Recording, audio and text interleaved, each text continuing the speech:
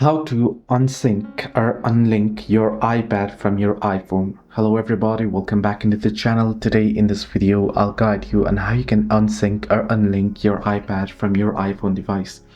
Well, the process itself is pretty simple and pretty easy, so let me guide you through this video. To remove your iPad from your iPhone or to stop syncing or stop sharing, simply go ahead and open up settings first. Once you're on your settings, head into your Apple ID at your name at the top.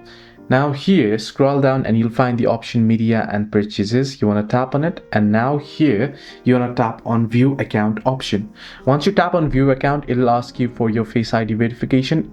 Go through the verification and there you'll have to remove from account. You'll find the option to remove your iPad from your account. You'll have to do so, and only then you'll be able to stop syncing or unlink.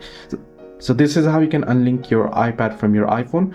Hope this video helped you. Do like and subscribe, and do not forget to leave a comment down below if you have any further issues as well.